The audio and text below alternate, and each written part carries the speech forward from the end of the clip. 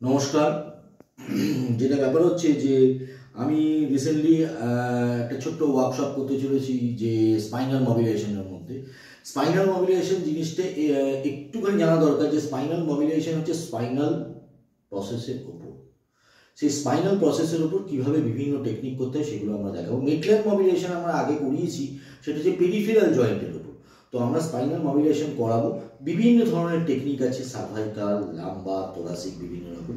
তো আজকে করাচ্ছি একটা ছোট্ট দুর্দান্ত জিনিস, আপনারা এটা দেখুন এবং আরও জিনিস জানতে গেলে আপনাদের ওয়ার্কশপ আসতে হবে। তো আমরা দেখাচ্ছি আজকে ম্যাকেঞ্জি টেকনিক স্পাইনাল মবিলাইজেশন।